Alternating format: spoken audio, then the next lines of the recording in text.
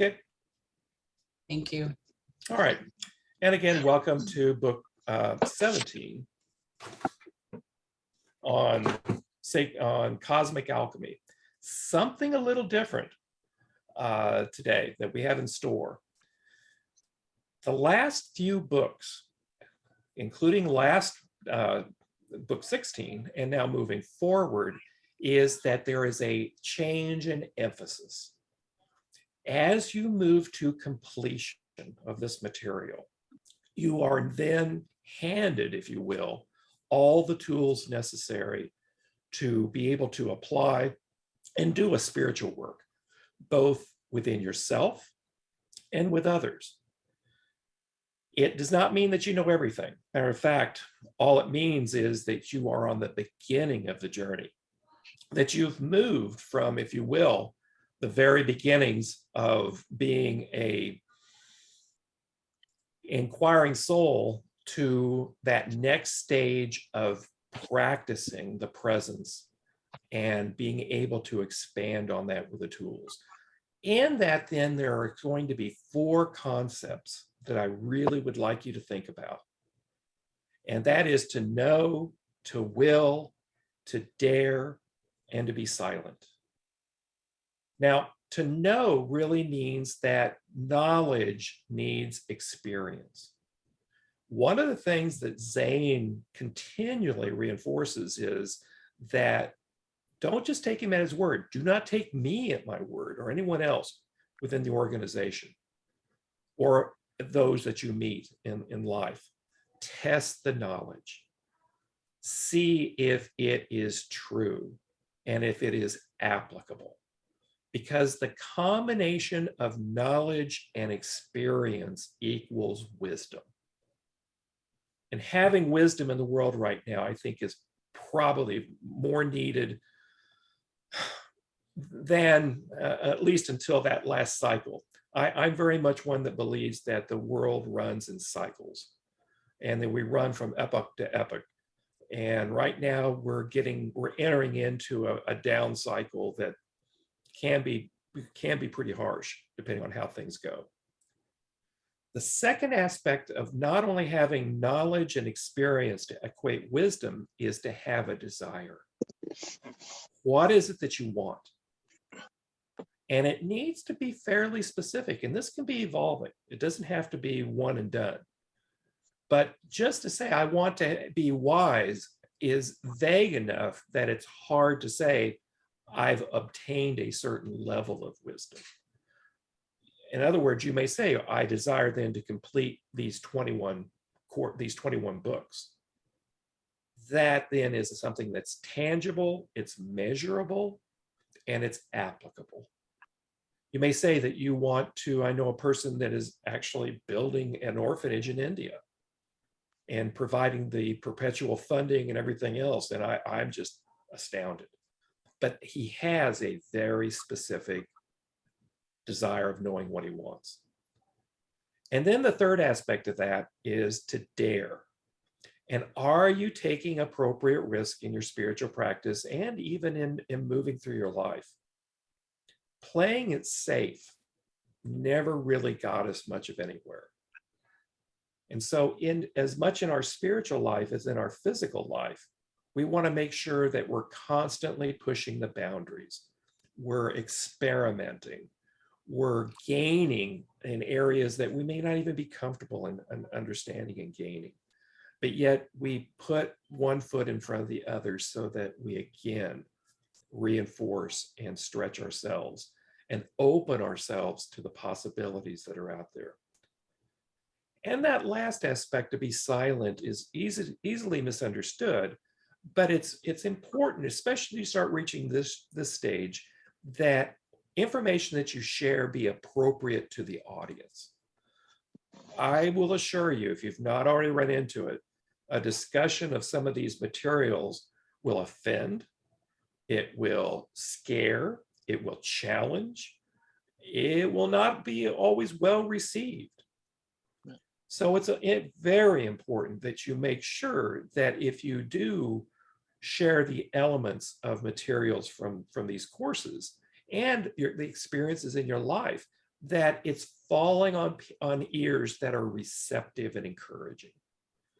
We don't need naysayers in our lives. We have enough of that. What we need is people that will encourage us, inspire us, that will help us obtain that next level.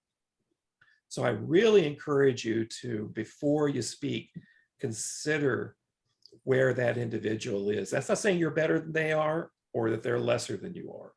All that's saying is that you making sure that you are sharing appropriately. So I ask you to consider, and I'm going to go over these in the next 3 lessons as well, just because I think it's so important that we keep this perspective. Why? Because what we're looking at is changing ourselves and changing our world by the application of something we call alchemy. So if we look at the base definition as provided within Zane, or if you look at other sources, it's really about enabling change, enabling solutions, providing a transformation experience to what is happening in your life or the world around you. Specifically, cosmic alchemy is an approach to bring change to societies rather than individuals. And this is radically different approach than anything that we've looked at before. Before, we've looked at only changing ourselves. And the adage, which really is true, is if you want to change the world, it really starts with you, but it doesn't end with you. And I think that's the important thing to remember with this. And that you have the skills and you have the tools to start impacting that world. Now, for those who've gone through 12-step programs or others, yeah, you can start saying, well, but I always believed that there were things that I could change and things that I couldn't change, and that was an important part of my recovery. Well, and yes, that is true. But then it also is a selective thing to look and saying, how can I bring elements of change into the lives of another? And if I change and bring change into someone else, what is the cascading impact of that? And how will that then have a domino effect and begin a process of change? For those of you who have ever looked at a book called The Intention Experiment, it is about individuals who come together with one purpose, whatever that purpose is, and that they're focused on that in an attitude of prayer, in an attitude of intention of saying, we want this change to come about. And it was actually, it's Lynn McTaggart, if you're wondering who the author is.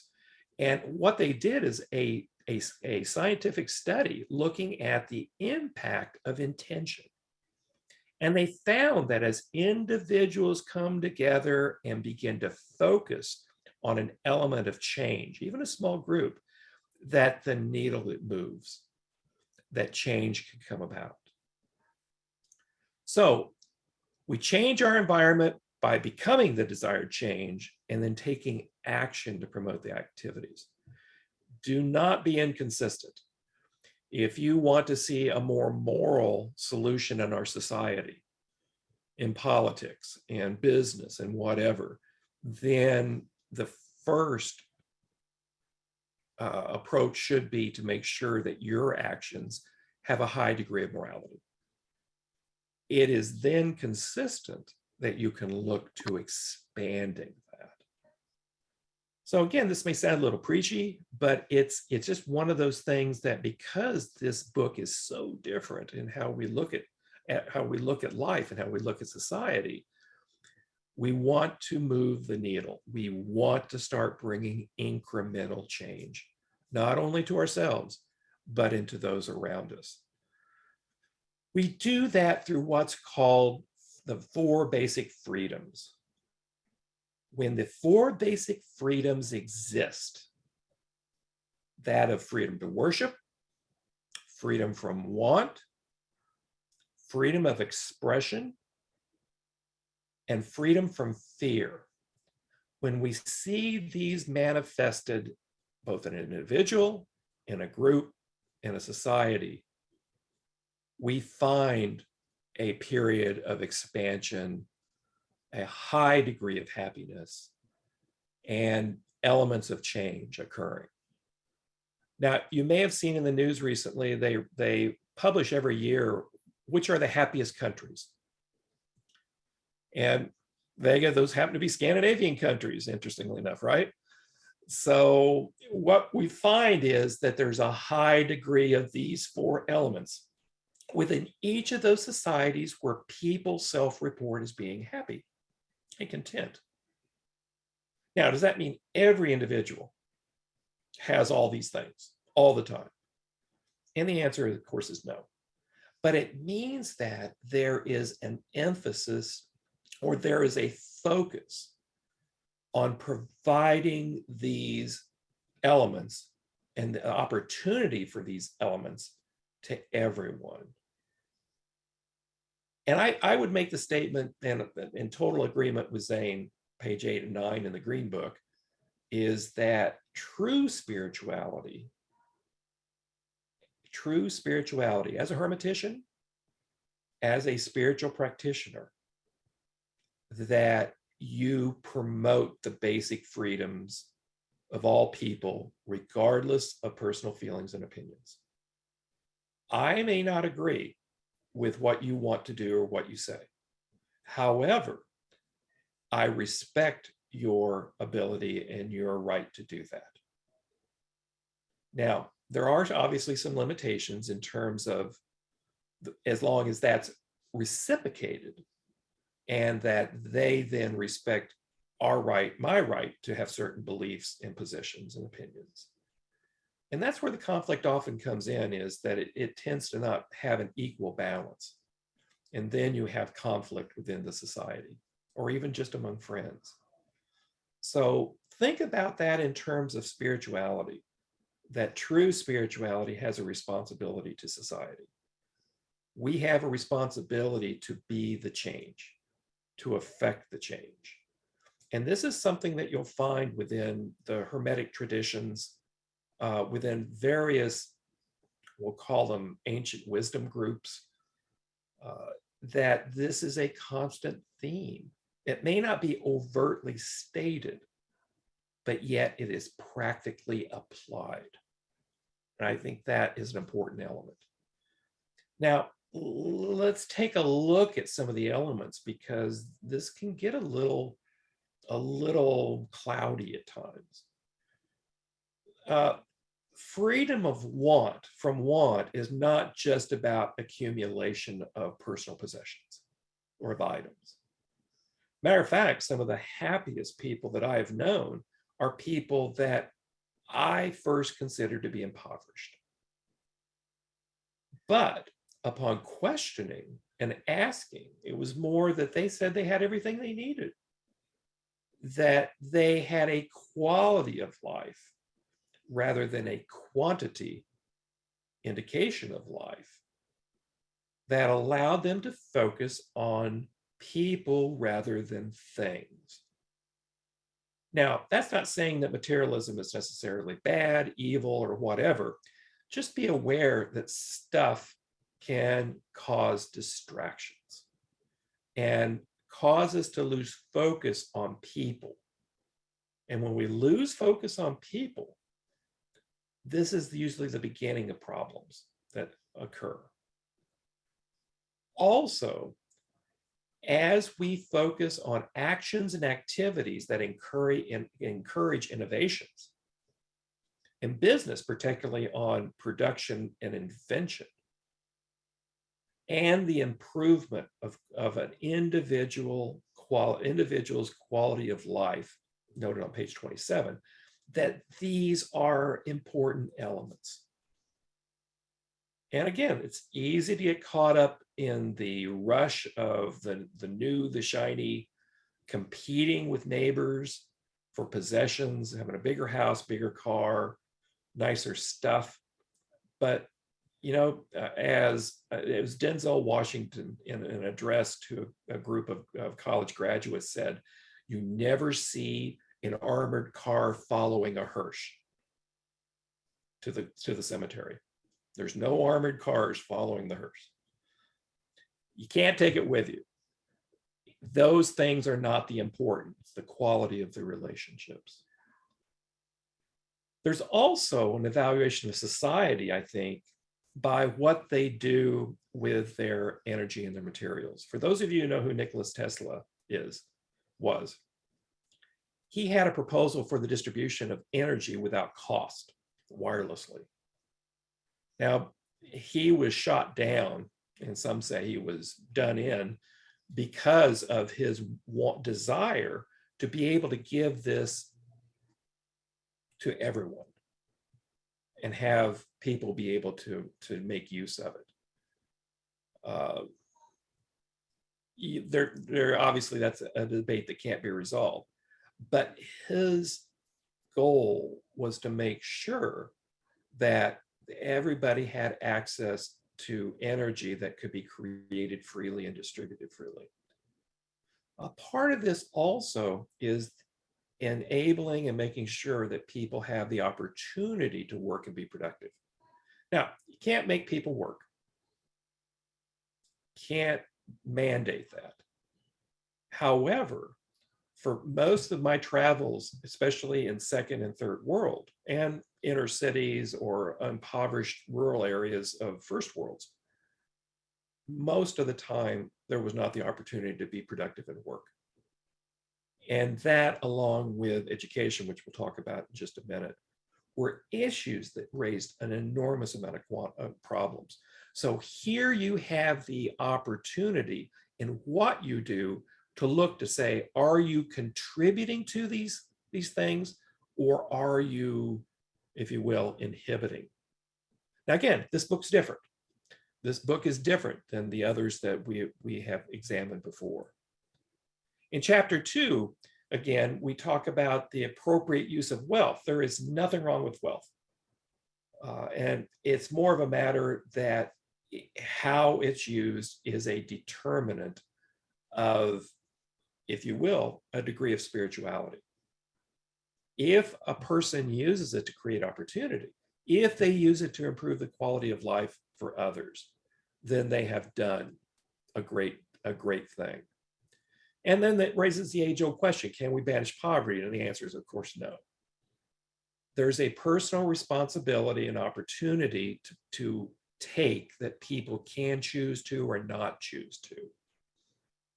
And there's also, I believe, and it's mentioned within the materials here, a very close relationship between educational opportunities and poverty.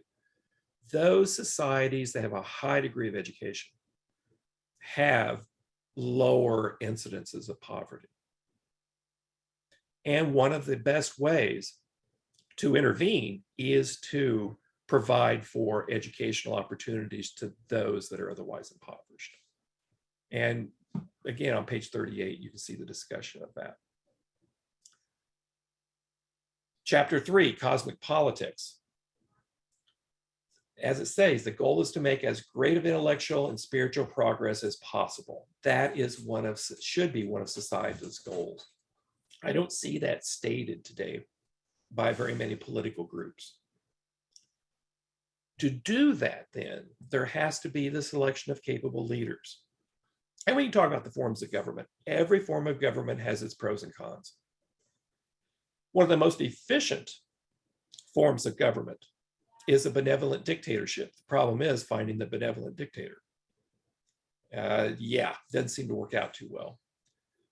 So the end evaluator is that every nation, every group, every individual should get an opportunity, what Zane called a square deal. That was on page 57. In other words, that the opportunity for every individual should be there for them to decide to take or not to take.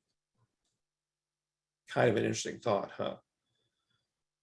Chapter 4 on heredity and environment if you read through this, it's biology 101 on genetics and natural selection. Now, remember, this was written in 1946. After the end of the Nazi period, and actually prior to that in America, there was a huge movement for selective breeding and what they called eugenics, of having selection of and intentionality in who could have children and who could pair up. Now, obviously, there's lots of issues, social, spiritual, political, associated with that. But just remember, when you read this material, that was the mindset of the day and the conflict that was occurring, because there were a lot of people that thought that eugenics and selective breeding was an answer to a lot of the social ills. Turns out that that didn't work out so well. But remember that that's one of the themes going through here. Now, I really encourage you to go back and read pages 70 to 71 on the legacy of Aphrodite and the parental influence on children. Now, he promotes that if you are going to decide to have children, that you actually look 9 months ahead and look at potential characteristics of a child born into a certain place at a certain time. Really fascinating thought. I don't know anyone that has done that. And I wonder if parents took more intentionality about the type of individual or personality that is desired or anticipated, that could lead to some interesting circumstances. So on page 72, he talks about using an astrological approach of once a child is born, of looking to say, what are the influences driving this new person? Now remember, the astrological is possibilities and probabilities. It is not certainties. Because of the environment, because of situations and experiences, one of many paths may be taken. It is not a certainty, but is an opportunity to either direct or to direct away from certain paths. In terms of radiological environmental methods, he makes reference to another publication that you can get on the Church of Light website in the materials from the bookstore. It's When and What Events Will Happen. I found this to be very fascinating. And it gives you a lot of insight and clues, especially as you have gone through and hopefully you've been practicing doing astrological charts and using of the tarot and some other methodology that helps you be able to see what the influences and the possibilities are.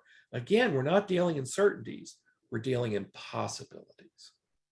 And the more that we make use of these tools and of using alchemy to minimize the negative impacts, hopefully that we will be able to help direct our children in ways and in directions that will lessen some of the pain and suffering that they will experience as just part of living. Isn't that what every parent wants? Is for our child to have the best possible outcome.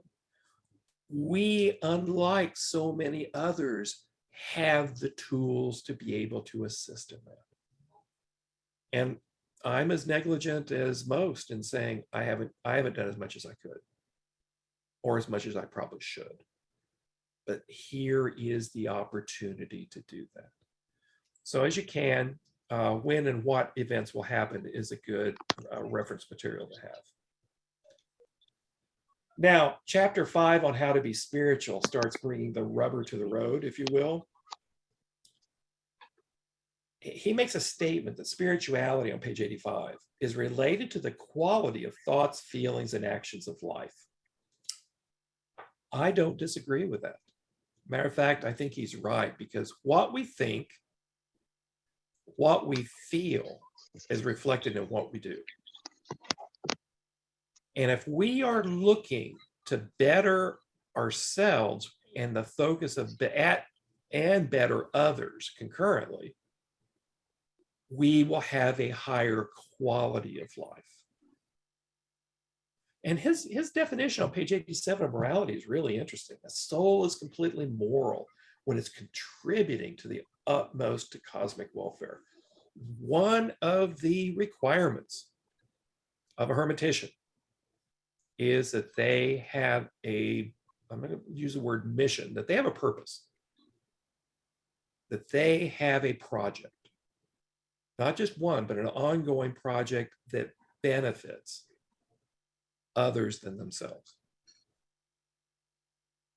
So getting something at the expense of another is not spiritual, regardless of reasoning, of what you tell yourself or what other people tell themselves. And in essence, this is some of the base of why within the Church of Light, there are no charges or a fee for spiritual services, for prayer, for these classes. Now, if you contribute, we ask you if you will contribute because we have to maintain, but there's no base fee charge as some other groups that charge thousands of dollars for, I think, material that's substandard to this. And he goes on pages 91 through 94 to explain this rationale to even a greater extent. But the idea is that spirituality is not at the detriment of another. Financially, experientially, in life, it's to benefit others. And that's one of the reasons, again, that there's no fee charge for these and other classes. Chapter 6, the spiritual value of education. Most of you know I'm an educator. This is something that is just a part of me. I teach university, I do consulting, and most of it's educational. Now, what makes an educated person? I believe, and you'll see on page 101, this is reinforced, that formal schooling and life experience is the elements of the coin that makes an individual educated. Formal schooling alone does not mean that you certainly have wisdom. Doesn't mean you know anything. Life experience alone means that you're leaving a lot on the table in terms of application. It's only the two of these combined together in whatever form and format that truly makes an educated individual. Now notice, that did not say you have to have a doctorate, that you have to have a master's, that you have to have a bachelor degree. I know one individual that is extremely well-read. He is a deep thinker. He has a high school education, but he has a depth of life experience. To me, he is an educated individual. Not everyone agrees with this, but I believe that especially when you look in developing parts of the world, that you will see this to be even more true. Because the goal of education and quality life experiences is to raise the dominant vibratory rate. This is one of the things that we've talked about. We've talked about in all these past books is raising the vibratory level to where we have additional insight, additional focus, additional application. And now we're looking to how do we help others? Now, we can also use our astrological experience and information as a guide for educational needs, especially with children. Not everyone, and I would be shot for this in certain circles, but not everyone should go to college. There are people that are skilled with their hands that are better off in trades.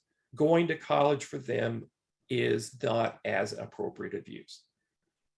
Our astrological forces at play can help us be able to see these things and help in terms of a child's development or an adult's consideration of, do I go back to school? Well, I don't know. Let's take a look. Here are the options that are available. Here are the paths that may be pursued. Really, it's up to you to decide. Unspiritual conduct is defined by selfish and self-centered actions. He goes into a little bit of a tirade here on page 114 and 115 in the Green Book.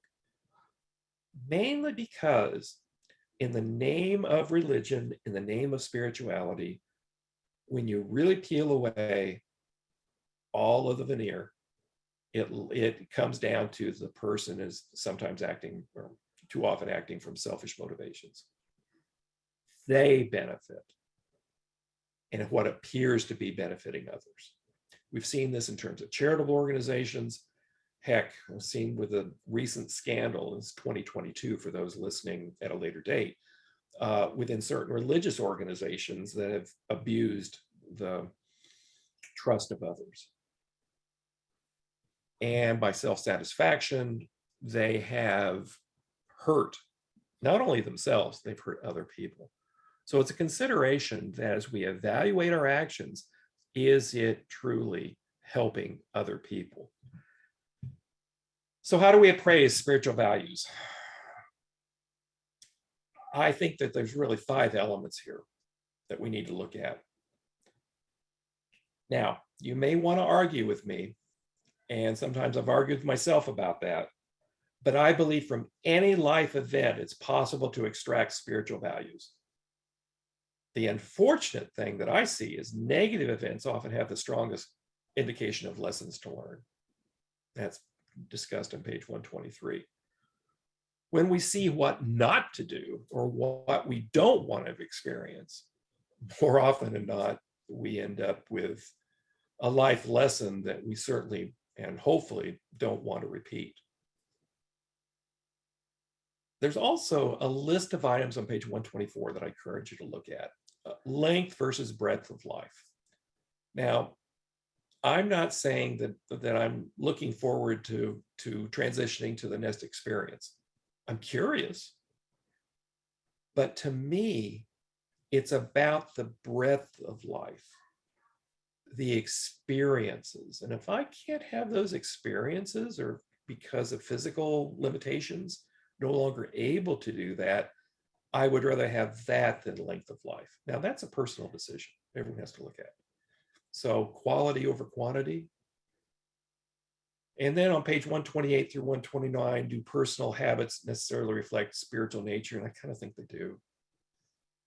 This is why we have to be so guarded and so aware of who we are as an individual, what we're thinking, because those translate to actions and then how we're evaluated as to who we are.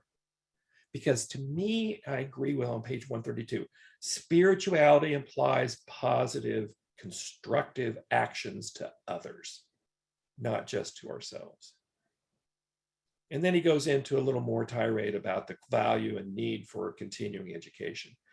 You don't stop learning, particularly you complete and get your hermetician certificate. This is not the end, it's really just the beginning. I have, for me, individual goals of things that information I want to acquire, experiences that I will have, I'll make every effort to have, and projects that I want to complete. These are things that are now, I find, skirting and changing from being focused just on me to be focusing on others. And that's an evolution, because I was pretty much very selfish and self-centered. And especially since completing this work back in 2017, I find that I am more drawn to and aware of the need to serve others. And from what I see, that's a natural evolution of thought and practice. Chapters 8 and 9 really go together. Why? Because it really evaluates the breadth, the length, and the elevation of life. He talks about personal attributes that change others. Graciousness. The value of working in a garden. I never thought I'd do that. I'm actually doing that. I must have totally lost my mind. I've got 6 raised planter beds. And I find it extremely rewarding. It's certainly a test of patience. And these types of activities that he lists in chapter 8 and 9 are, I think, accurate reflections of who we are. Our personal appearance, inward and outward. You know, how we're dressed, how we present ourselves, how we speak really builds up and gives us the option of being able to encourage others rather than discourage. Appreciation of the arts, this really comes down to personal preference, but music changes people. And as you remember from how we talked about vibratory rates in some of the earlier books, and one of the ways to raise vibratory rates and to increase our insight and abilities is through sound. And that's most often represented in music for most of us. Our social interactions. Are you around people that constantly are pulling you down or lifting you up? If you're constantly around negative people, it's a challenge. More often than not, you will come down to their level rather than you raising them up. There are exceptions, but note that's an exception. And lastly, but I think most importantly, a prayer and devotional practice. I now spend time more so than I ever did before, every day, in terms of contemplation, of prayer, of meditation, of pondering many of these concepts and thoughts. We have the ability to access not just the outer plane information, but also to bridge the gap to inner plane information. We can do that through a variety of means. Sound, the use of other instruments. In the conference, if you are attending or you find the video, I'll be talking about the use of a pendulum as a meditation focus. These things, like the tarot and like the use of astrology, allow us to bridge the gap to the inner plane and access knowledge and wisdom that we may not have experienced yet in our lives and not understand. Through prayer and devotion, as he describes in these chapters, we are able to do these things. So that's material of this book. This book is very different because it's not a lot of do this, do that. You know, here's the pros, here's the cons. Here's some practices to be able to engage. This again is moving us to say, you know this information. Now it's up to you to apply it. One of the things that I am doing, I don't tell people about it because first of all, it doesn't matter. It's what I'm doing, is I'm helping support a family in the Philippines for schooling, for sometimes basic necessities, to make sure that there's opportunities. I chose to do that. Now, what kind of project you would want to do, what kind of impact that you could have in others, either domestic US or international, this one kind of fell in my lap. And I took advantage of it because the door was opened. One of the things that I've come to believe very succinctly is that if you ask, you will receive. If you ask for a project to do, if you ask for what I can do for the Church of Light or for mankind or for the people that come into or could come into my life, the door will be open for you. Then it's the wisdom and the courage to step into that door. Could be scary. Could be challenging, could ask something of you financially or time-wise. But the rewards that you receive as you are building up other people is mutually beneficial. It's not about I'm doing it because I get all kinds of kudos. I don't get kudos for it. I do it because I can see the effect on the children in the family. I can see that people are growing and that change is being affected, impact, and happening. And I challenge you, and this material will challenge you to say, what is it that you can do that will change somebody else's life? Don't have to change the world. Ask for one person.